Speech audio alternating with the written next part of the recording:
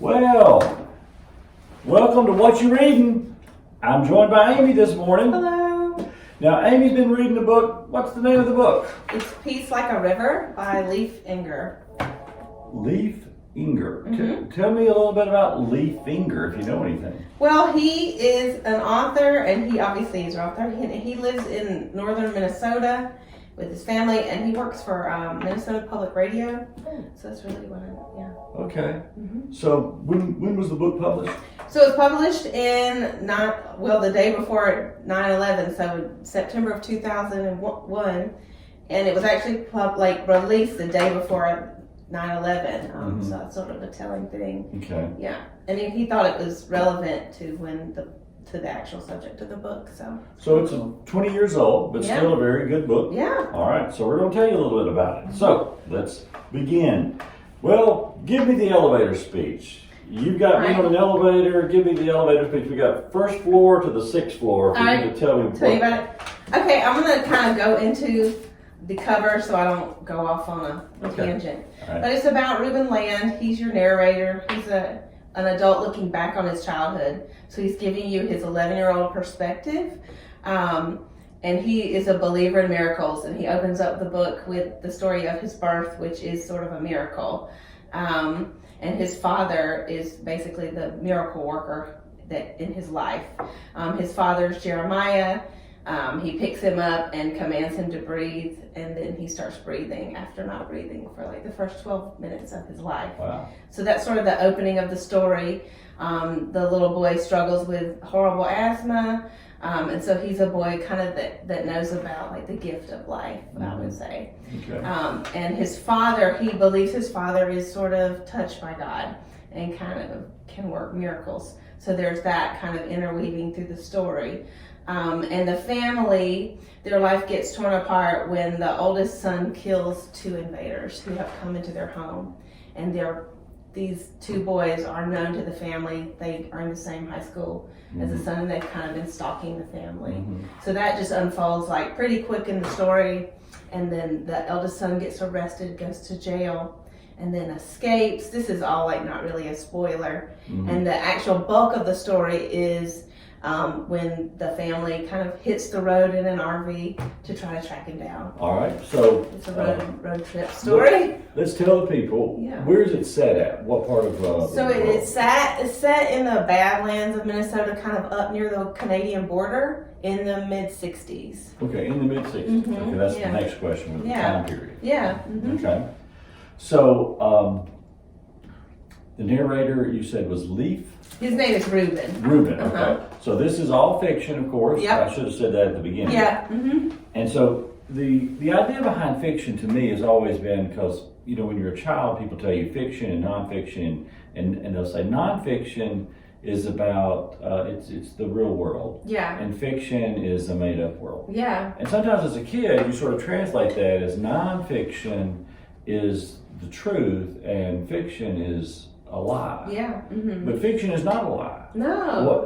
Nonfiction is about fact, and fiction can be and often is, and it wouldn't be very good reading if it wasn't about the truth. Yeah. It's about the truth of the way the world works. Yeah. So let's get to another question here. So that was very good elevator speech. All right. So, okay, folks. Which character in the book did you like the most? And then I'll go to the second part of that question. I like the dad, Jeremiah, the most. Okay. Just because it was really neat. I feel like a lot of books you read when it portrays a person of faith, they're portrayed like in a negative light. And so it was really neat to read about a person of faith who was just really a good person. Well, how old was he in the book? He would have been in his mid-40s. Okay. Yeah. All right. So he's the character you identified with. Okay. Who really got on your nerves? So probably the older brother, Davy, just because he is like your typical 16-year-old boy. It just does what he wants, and you know, he sometimes means well, but he's quick-tempered and doesn't make the best decisions. So a lot of times I would just be like, stop doing that. You know? Yeah.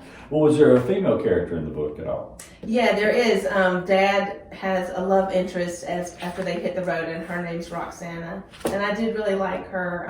She's kind of a free-spirited really sweet lady. Was the 1960s, so was she like a hippie? Or? No, but I would just say she was, no, she wasn't really like a hippie, but she was just sort of, I don't know. She was very, I don't know, like a free spirit. I don't know how to explain. Well, let's see. I guess it'd be hard to be a hippie in northern Minnesota to begin with.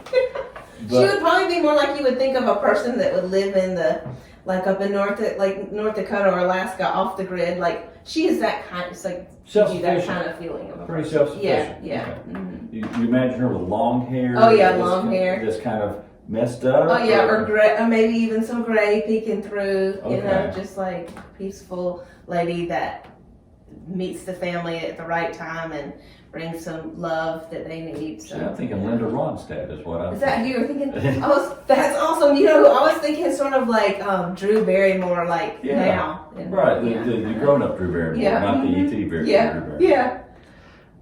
Some of our viewers might not know that E.T. Drew Barrymore was in E.T. Yeah. She was the little girl. All right.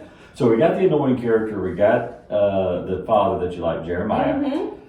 Now, since this is a book you've chosen, I'm assuming that you found it rewarding to read. Yes. But every book has things that, you do. We're all critics. We read it and we think, I don't know why they did this, or why did they take so long? Totally. So what is it? Was there anything about the book that kind of, you said, well, that kind of gets me annoyed? Oh, yeah. Okay. Injustice in any book makes me upset. Okay. And there's lots of injustice in this book. So that was hard. And the father actually, there's a few times where I don't want to like spoiler, but some of the miracles that happen to other people in the book, they're so undeserving, it really does make you, like he heals a man who's horrible to him, and you're just like, what? Why would you do that? And I've never read the book, so this Jeremiah character sounds a little bit like the Jesus that we know. Yeah. Mm-hmm. Oftentimes giving grace and mercy to people who are really, no one, as Christians, we no longer believe anybody's undeserving. But from an external point of view, you'd say, well, this person here is more valuable than this person. So why did you heal this guy? Yeah, totally. So is this Jeremiah guy like that? Yeah, totally like that. And his son gets really irritated with him, like the little one, the narrator, especially when he heals this one person who's just awful.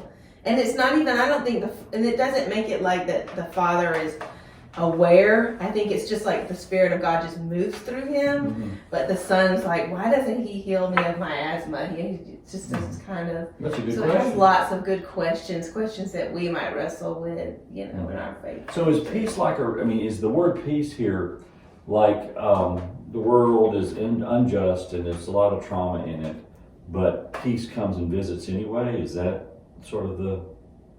Yeah, I hadn't really thought about like the actual title, but I think it's more like that peace to me, if I think about it, peace being like a river, is this undercurrent that flows through everything. Okay. Even if there's trauma. Or trouble. Okay, good enough.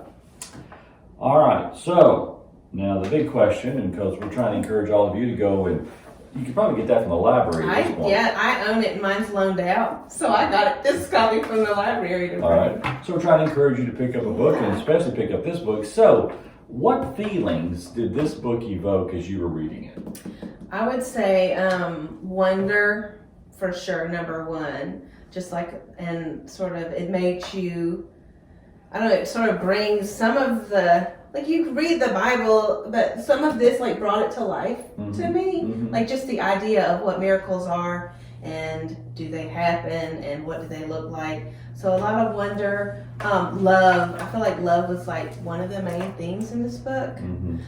So those two feelings and some sadness too, hard things. And then my favorite, it gives like at the end, there's like the description of heaven and stuff, and it's really good too. Okay. So just a lot of like wonder and. Well, and we've lost a lot of wonder. I think that as in the history of my life, I think we get less and less wonder. We explain it more with science. Yeah. We rationalize certain things away easier, and I'm as guilty of that as anybody. Oh yeah.